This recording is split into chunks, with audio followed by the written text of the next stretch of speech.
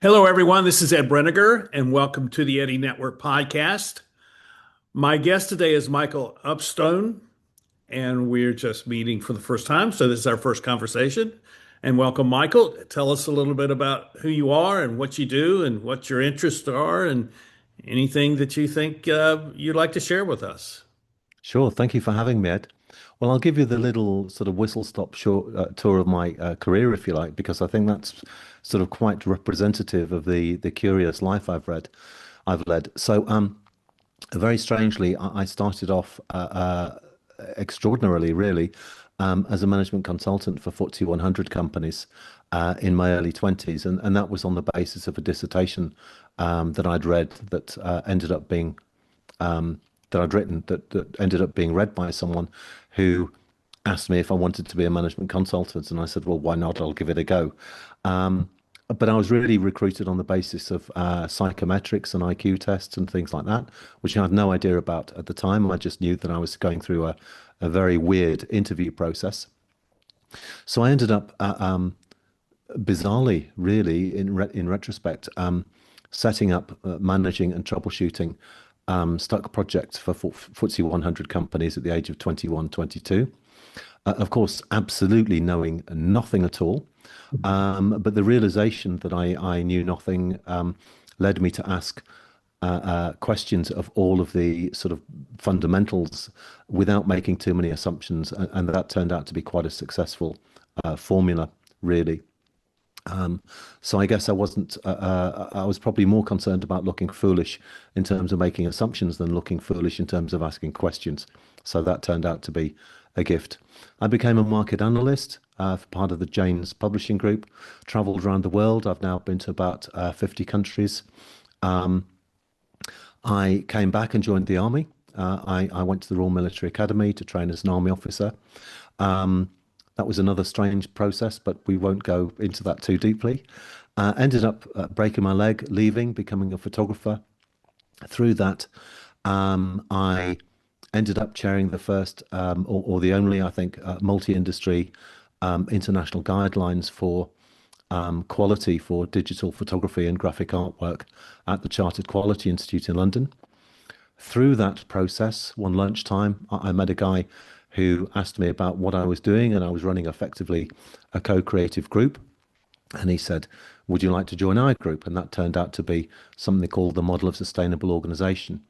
That guy was very, very influential on me. He turned out to be on the International Standards Board for Organizational Sustainability and a great advocate of the work of Dr. W. Edwards Deming, systems thinking. Mhm. And that was a fantastic exercise that taught me a lot and sort of reinforced my view that a lot of, excuse me, organizations were actually operating not just fundamentally incorrectly, but actually in reverse of what they should be doing in some cases. And through that, I then started to work with community groups and things and sort of crystallize that into something I called the conscious co-creation tools for group organization, self-organization effectively. I started a company to train people in digital imaging, and that led me right in the path of the banks and the venture capitalists shortly after the dot-com boom and bust. And that crunched me and spat me out the other side, and I was effectively homeless, actually, and one step away from being on the streets. I ended up working for an organization that worked with what I might call paradigm changing technologies: food, water, waste, energy, healthcare, building materials. And this was after I'd discovered frequency healing devices from the Russian space medicine program. And that led me to more contacts who took me into some very, very remarkable and very little known technologies, actually. So I've been working with them for 18 years now. I've trained doctors and clinicians and new home users with devices that are effectively space technologies built in satellite factories and other things as well. And more recently, I got involved in setting up Keep Health, which is a non-profit to help to advocate to the public for the frequency area to correct a lot of quite dangerous misconceptions in the area.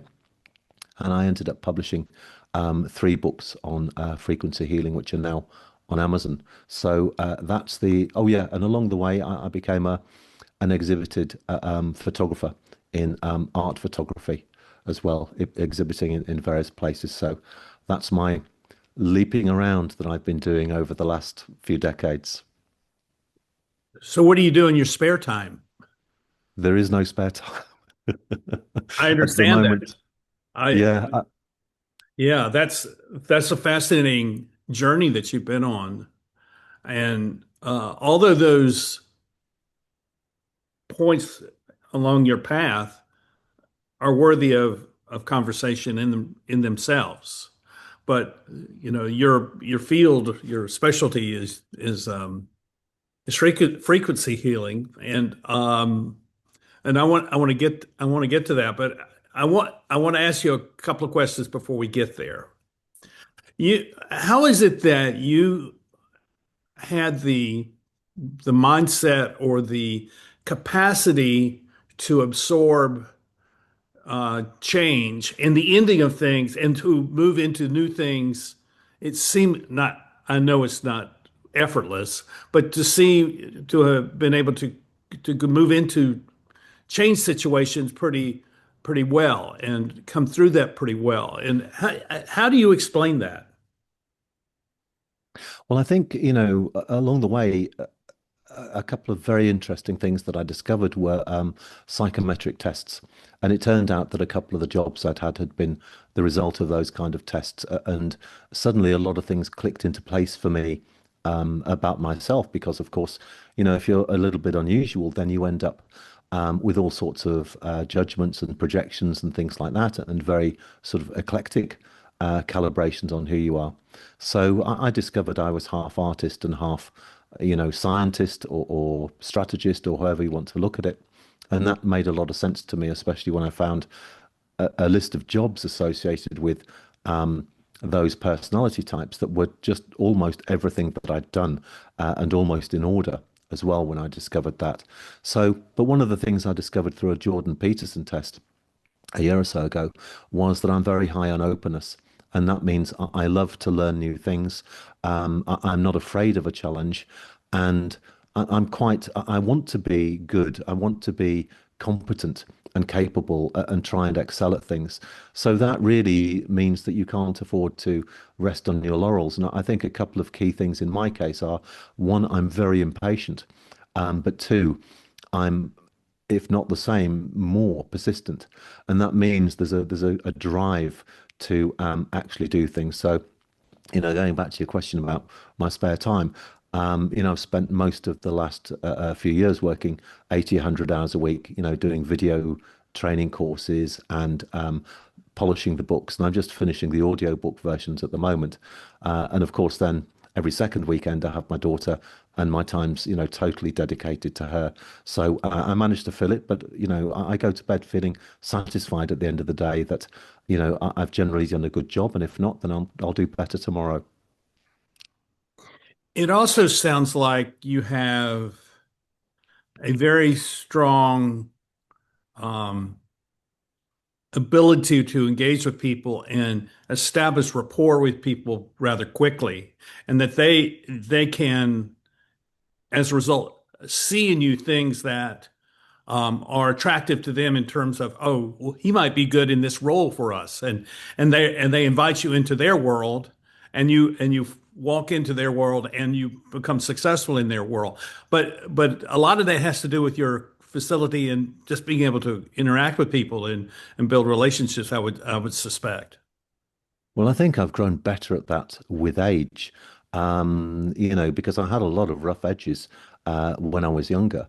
But I think that, it's also very, very challenging.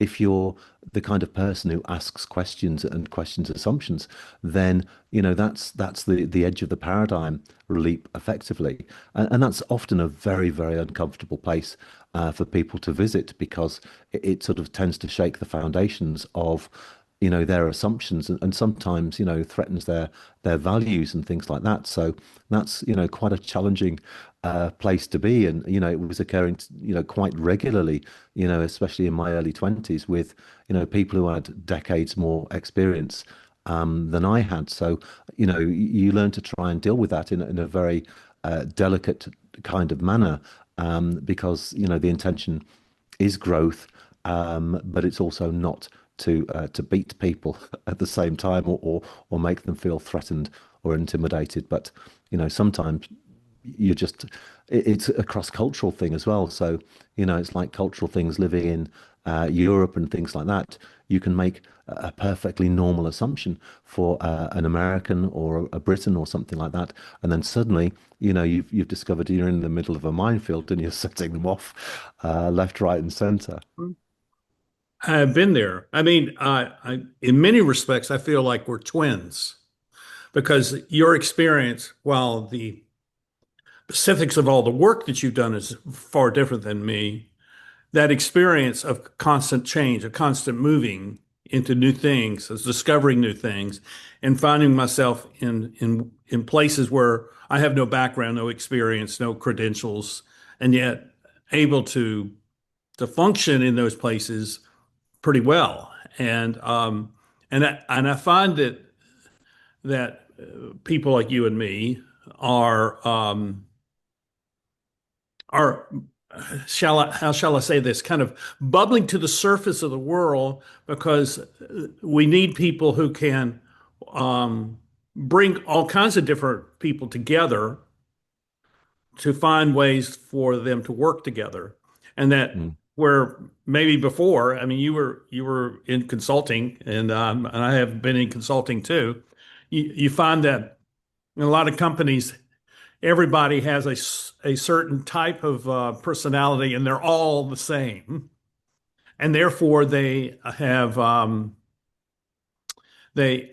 all behave the same, and they think this is the way we were supposed to do it, and there's no variation, and yet that that kind of mindset or that kind of behavior set of behaviors actually creates problems for a company if there's no diversity there, if there's no kind of variation of ideas and personality. Yeah, absolutely. I think you're well on the road to entropy if that's the case, and eliminating um, creativity, the potential really to innovate, not just to make creative leaps as well. So yeah, I think it's pretty important stuff actually, as to how we deal with that kind of thing. And I've seen people, quite, because there can be a sort of tribal aspect to this as well. Oh yeah. And that can also then lead to, some quite mob-based behaviors towards the people who actually, sometimes really hold very, very valuable questions, if not solutions, to particular situations. Well, one of the premises behind the podcast, the Eddie Network podcast, is the ability to have a conversation with people who are very different from one another. That I have that conversation with them, and it's unscripted, and therefore we start at the same place together.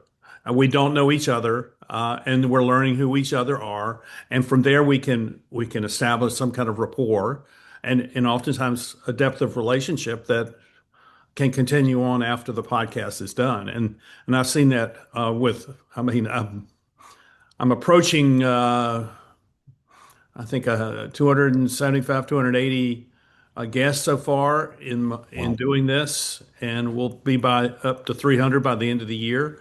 And the range that comes from that is very similar to the range of experience that you have had. And so I just want to highlight that for people who are watching so that they have this sense that they can go do this as well. I mean, and maybe there's some kind of personality that is more attuned to this sort of thing. I mean, you mentioned the testing that you did with Jordan Peterson.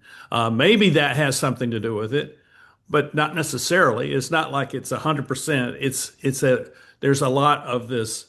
I'm going to choose to expand my reach. I'm going to choose to expand my network of relationships so that I can learn more and see potential and opportunities that I would not see if I had just stayed in my lane, as they say. Yeah, absolutely. And I think we need to be careful not to use those uh, um, tests and things like that as just another comfortable box to fit in. But one thing I learned from the Jordan Peterson test was, in fact, that they give you a sort of scale, and one of them was truthfulness versus agreeableness.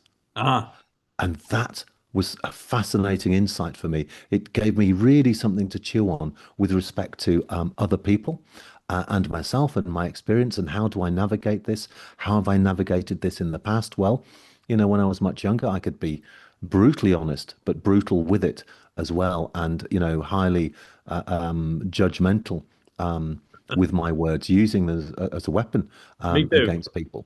And then I got to a stage where you don't want that to happen, so you keep quiet. But then people overtrip your boundaries a few times, and then the risk is that you then just build it up and you have the volcanic reaction.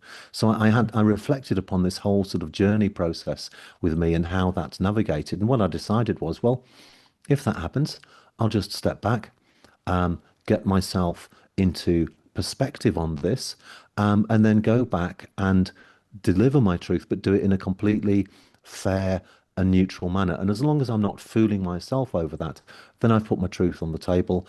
And how people deal with that then is another issue. But that's that sort of basic truthfulness and essential honesty about it is I think the critical factor. So it taught me a lot in my reflections on myself and my own development, but also about other people as well, because that was quite an extraordinary thing.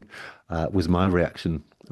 Okay, the opposite of truthfulness is agreeableness. Right, that's an interesting bone to chew on. Yeah, that's for another conversation, another time. Because I want to learn about frequency healing.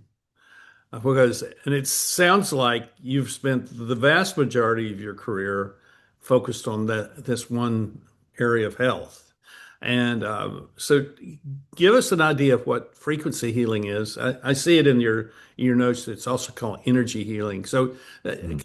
give us an idea of what this is about. Well, this is the fact that the body doesn't just run on biochemistry, but it runs on physics, and that implies relationships with frequencies, and this is just an absolutely extraordinary area. It's exploding of its own accord at the moment, but unfortunately, a lot of it's being driven by memes and very, very poor information. But this has been going on for quite a while.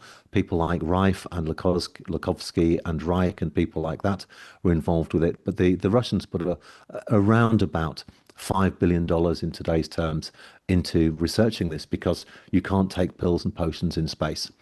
And it's the most rewarding area because it's not just about health and healing, which of course is, phenomenally important to all of us and to our families and our friends and things like that. But also, there are devices that can be used in 12 minutes to literally boost your IQ permanently by 10%. Or if you've been very, very badly brain damaged by 30% or more. In fact, I can show you a couple of quick pictures if you're interested, because it's truly extraordinary stuff. So this is a quick one. This is a 91-year-old with Alzheimer's. These are time-stamped images, Yeah. and what you see is that she had a 10-minute treatment with one of the devices from the Russian space program, and an hour later, the other image shows no evidence of a blood blister on her finger at all. Wow. This one, actually, I nearly cried when I saw this. I was so moved by it. This is a young girl confined to a wheelchair in virtually a catatonic state. The eyes are glazed and rolling back in their head, and you can see she's focused. She's found her life. The eyes are now clear and focused, and she's paying attention to the world. And that's the result, a permanent result of one 10-minute treatment with a frequency modality. So these are being used variably because, in fact, some of the fundamental science is quite poor. A lot of the studies are quite poor in this area, predicated on some fairly erroneous assumptions about biology. But these are being used by top business people, They're being used to boost creativity, which was measured, I think, by Harvard scientists, to improve sports performance quite randomly because they don't really know how to use them very well at the moment, to deal with emotional traumas, PTSD, depression. So, really, this covers every aspect of the human experience. And there was a wonderful book that I'd recommend to anyone because it's so inspiring. This is the IAHP, the Institutes for the Advancement of Human Potential.org in America, IAHP.org. And they produce some books, and one's called How to Teach Your Baby to Read. And so they've been dealing with very, very severely disabled babies and children for, I think, 50 or 60 years. And what they've ended up with is blind children who, in 80% of the cases, can see, deaf children who can hear, children who can't walk or crawl, learning how to walk and to run and to dance and things like that, and ending up with children who, when they're being stimulated in the right way and having the right understanding of neurology and brain development, then performing better than ordinary children by the time they've left school. So it's just a fantastically inspiring area as well as an empowering area because this is a great leveler. Anyone can use these technologies, with the right sort of training and support and stuff like that, and just get unbelievable results from it, and incredibly quickly with the correct approaches. Has this is it should we call it a technology? Is that what it is that the way to talk about it? I'd say collections of technologies, but there are also, modalities. So and so to differentiate in that case, the example I gave you from the IAHP are using specific movements and physical stimulation on babies and children to create these responses. But they could probably do a lot better if they learned how to apply these machines and devices to their area as well.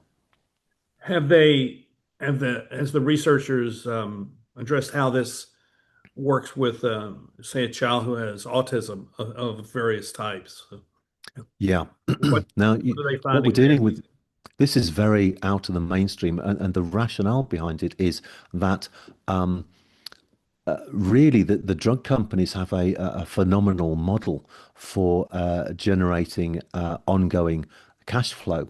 So a lot of things that are incredibly efficacious, actually, like colloidal silver, which is, used for hundreds of years, and primarily, according to the research I've read, operating energetically. This has broad spectrum application as an antibiotic and antiviral and things like that. But it's not patentable for them. So you end up with the vast majority of investment and education and study research being put into the pharmacological area. And so this is a very much neglected backwater, although we've got studies on our website of, over 1 million studies now. Probably 700,000 of those are into things like nutrition and supplements, of course, because that's a critical holistic foundation of health. But nevertheless, there are hundreds of thousands going back at least 40 years, 50 years into these frequency based approaches. Now, the um, the use of these technologies um, needs to be done by someone who's trained to use them. Is that correct? Well, some of Oh, them are where I'm so. going is, are there technologies that a consumer could purchase and use in their home, without having to have any kind of sophisticated training to use them? Well, we give the training and the support because, very often we're dealing as an organization, Keep Health, with people who really, in a pretty desperate situation. Severe chronic illnesses, multiple chronic illnesses, sometimes on the very border of what might be a functional or a non-functional situation, such as kidney failure or something. But ultimately, so I'll show you. This is one of the devices from the Russian space program. This is the very latest model. Yeah. But if you put it on, then it will detect that it's connected to your body, or it should do. Um, Let me just see. I might need to give it a nudge There it in is. this case. Yeah. Yeah. So Now you can just put this on a point of pain and it will start to treat. Um, Hmm. it's not playing with me at the moment for whatever reason. Just, oh yeah, there we go. It's booting up. Yeah. So this is actually my body selecting one of four different treatment modes at the same time, though it can treat with all four at the same time. It's managing the amount of energy that's being delivered, and ultimately it's deciding exactly how much treatment to give at a particular point and at a particular time. And to tell you that's enough, thank you very much. It's made a difference on the spot. Uh, So the beauty of this is that actually, if you want to get the best out of it for dealing with, chronic illnesses and things like that, yeah, the training's really essential. But otherwise, if you've got a pain, you can put it on the point of pain, and it will just resolve the problem. And it can be, a very, very short process with this stuff.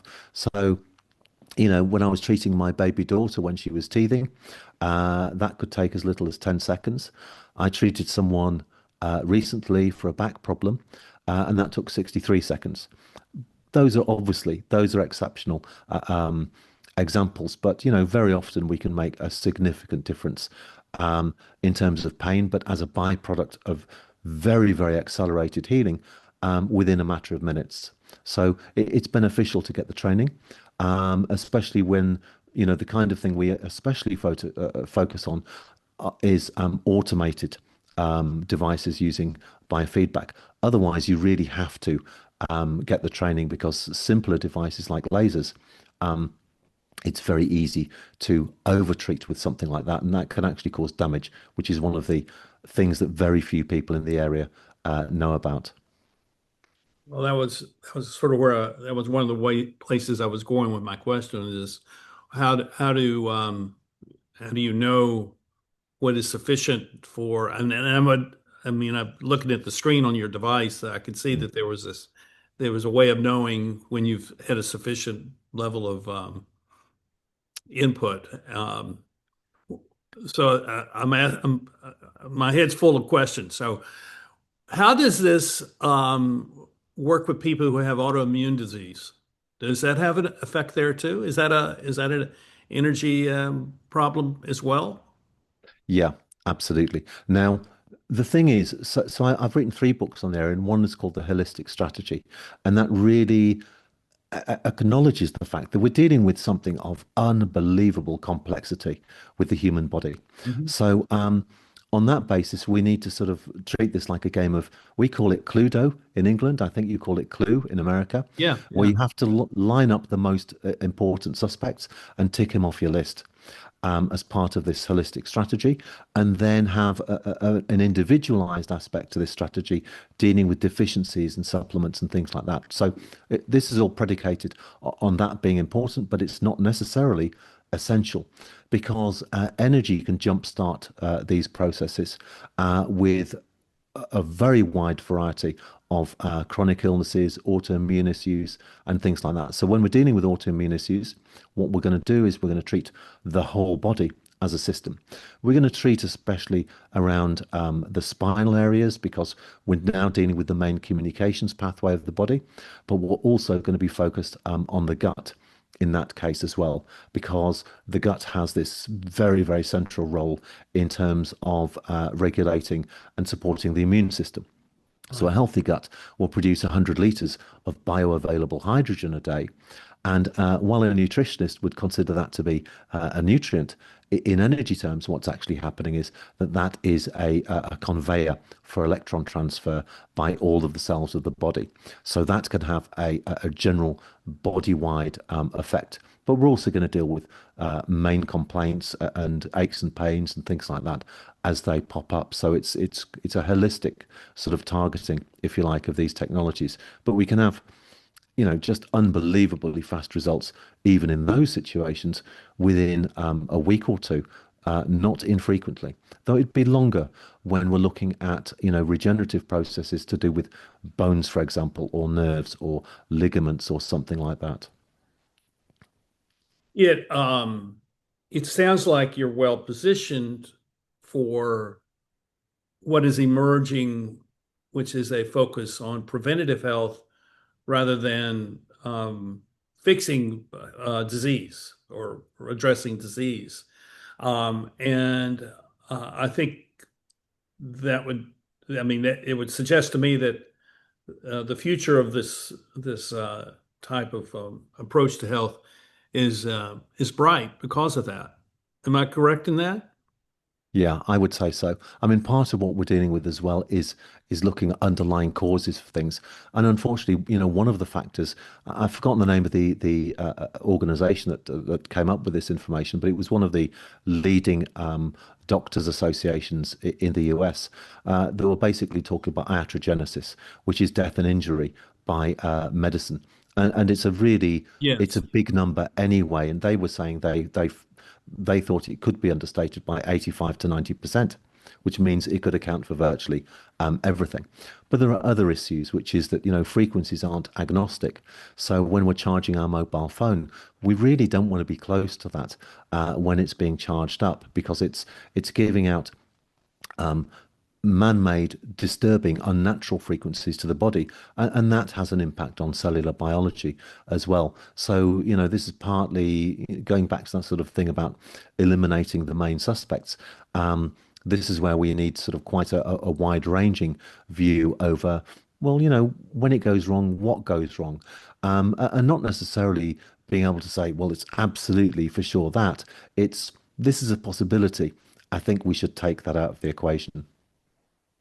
It's a really fascinating thing. So when you're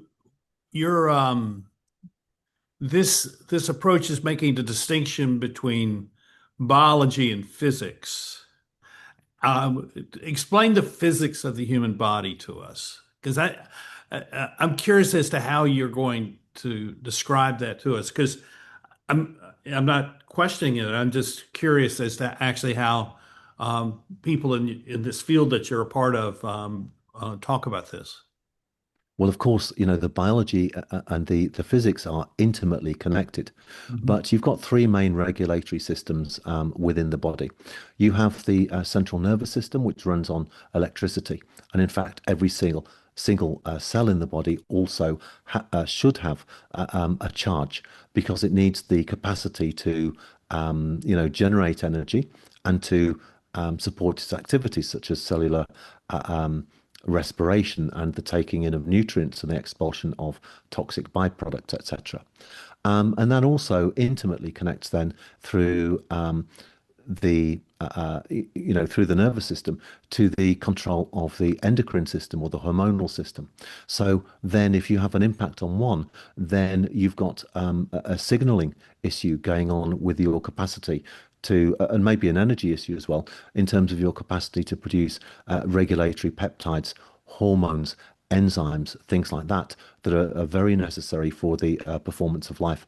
But that tends to be a much slower, longer term kind of impact on the body. But there's a third one, which is discovered by a guy called Fritz Albert Popp, or he nailed the biophysics behind this because the theory went back, way beyond the 80s when he discovered this. But the DNA actually produces biophotons. So that's light, and now there's a big area of research to do with lasers and to do with photobiomodulation, which is the impact of light on modulating the biological processes in the body. But the interesting thing about the light aspect is that the light gets transported through microtubules in the cell cytoskeleton as if nothing's there. So we've got a light-based internet effectively going on with the body as well, which is a light governing issue. But ultimately, when we look at the body, it's composed of all of these different organs, all of these different cells. They all use different frequencies. But actually, in order to work together, every organ has to synchronize with the other organs. So effectively, what we've got within a healthy body is like a harmonic orchestra. And so a healthy body is going to be able to detect very quickly when it's moving out of balance, like someone falling over, for example. And if it does, then it can correct very quickly and use far less energy than someone who realizes that late and is already halfway down towards the floor. So the processes involved with energy are not just about using the energy to support healing, but also the regulatory processes of maintaining homeostasis or this biologically dynamic state of equilibrium effectively. So the quicker we can adapt to a bacteria or a virus or something coming into the system, then the more elegantly and quickly we can respond to it. And this really explains why some people, they just don't get impacted by things at all, or it'll be the smallest possible impact, whereas someone else will have a much bigger, slower, delayed response, taking more energy. But if that same issue was to hit someone, say with a chronic illness, then it really could be quite, significant for them. But ultimately, what happens with a chronic illness is that it can go into a stage of uh, remission, which is where actually we tend to think of this as being that the illness has gone away. But what we know from the frequency approaches is if we were to treat a body in the state of remission effectively, then the first thing that's going to happen is it's going to wake up and it's going to raise all the symptoms very, very quickly. So we can then make this hypothesis that, the body was too sick to even raise the symptoms. And the best time to treat is probably when it's already up and running and realizes it's got a problem and is in the midst of the fight, so to speak. Interesting. That's fascinating. That's really fascinating. So you're learning to read the energy system of the body that is much more complex than maybe any of us have ever thought it being. Absolutely, but the beauty of the technology is if it's a good technology and well applied, it can just have unbelievably fast results in just about any kind of situation.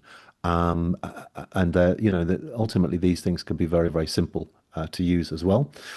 So it means that especially in the US where, the costs of healthcare and things like that are so absolutely, frightening, really, for most people, then the capacity to avoid that in the first place is then, very advantageous, I would think.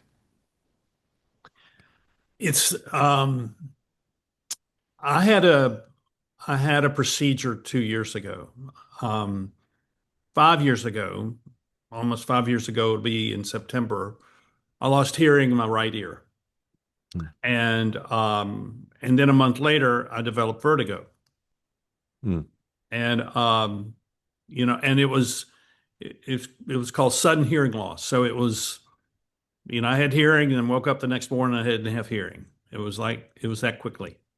Mm. And I won't go into the whole thing. But I've been going to an ENT neurosurgeon, and we decided to um, do a radiological treatment on my head, in the inner ear, because it's an acoustic neuroma, which is a type of tumor, and it was growing, and if it kept growing, then it would push against the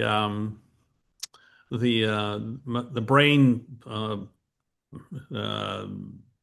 the the bone of the brain, and push that into the brain and cause other problems. So they put me through a procedure where I had a helmet on, and they zapped my head for about 45 minutes, and to stop that tumor from growing. And every indication is that it was successful.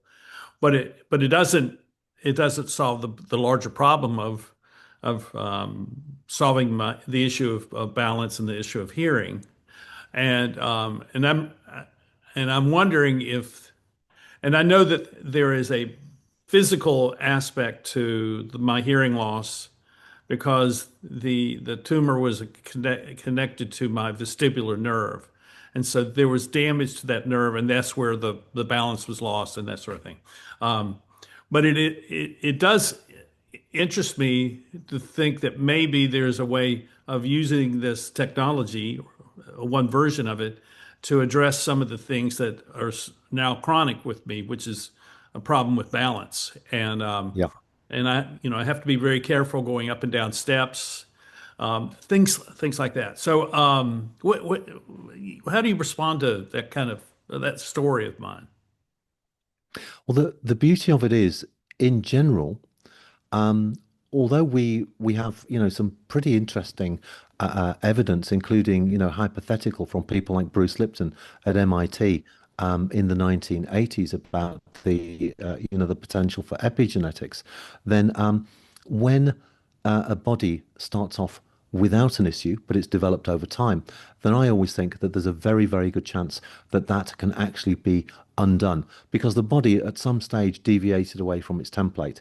We don't really know why. There could be all sorts of different reasons, and they could vary according to the individual. But if the body was regulating itself correctly at one stage, then I would say that there's normally a very good chance that it can actually return back to that state. Though I'd always be going back to this principle of, the holistic strategy, which includes things like, my suggestion is dry fasting, which is to stimulate autophagy in the body, which is the body's own self-cleaning mechanisms, because that's a very short, very easy, and very effective way to do that. But I'd also be adding in other things as well, like testing the pH and ensuring that that is properly regulated. And that's another thing that's, virtually zero cost to do.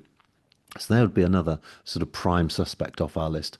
A third one would be colloidal silver, because not just it having very, very and properly dosed, proper quality colloidal silver, not just having an impact on energetic drag factors on the body like viruses, parasites, bacteria, and fungi, which are all going to be getting their energy from our organism if they're living within it, but also assisting the general healing situation in the body, including the stimulation of enzymes and stem cells and things like that. Um, and then I'd be looking at things like what could be factors here. Well, could there be a deficiency issue? So, we can check that one off the list as well, especially if we may be looking at, nerve regeneration, for example, or bone regeneration. But ultimately, then, the technologies can absolutely speed up that kind of process very dramatically. Though, sometimes we need to be persistent because these things, they'll take their time depending on the nature of the underlying problem. But basically, that's the principle. If your body didn't have that issue in the first place, it knew how to build that body. It did it using energy and information. And if it's fed the right energy and information, it's got a really good chance, because it's the most sophisticated thing in the universe we know of being able to remedy the situation by itself. My last question: if someone watching today is interested in learning more about this or finding someone who can actually provide some treatment, what is your recommendation for how they should approach that? Various ways. One is you could just contact me through our website, which is Keep Health Research, all one word, .org, um, or books at keephealthresearch.org. Another one is if you want to get a little bit more basic information, even see the evidence. Well, I've got the 3-book series called Frequency Healing on Amazon. And if you go to the main book, which is called Frequency Healing, Energy Healing, Regeneration, and Holistic Health, have a skim through the read sample section, because you're going to see some of those examples that I showed you and more, with eye charts and various other things there. So have a look at the evidence.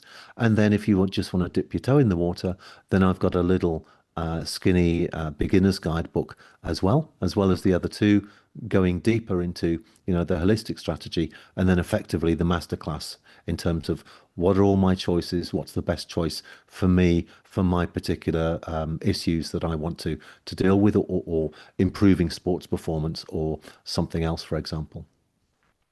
Very good. Well, this is fascinating. I'm really curious about this, and I'm going to look more into it, and because it's a health question, and health, and as we get older, that becomes a greater issue for us. So I thank you for being here, and thank you for what you're doing, and I know that a lot of people will find this helpful, but I hope even more there are people who find that the technologies that you bring to them is they're finding it to be very beneficial to their health and their life. Thank you very much for having me, Ed. What a great conversation. I loved your questions, and hopefully we'll be talking more. Okay, and thank you all for watching. I hope this has piqued your interest. Maybe just not for energy healing or frequency healing, but for your own health. And maybe you've not thought about it in a way that maybe you can think of it more holistically than you've thought before. So, whatever that may be, I hope that you will find that this has been beneficial to you. And we will see you next time here on the Eddie Network podcast. Thank you. Bye bye.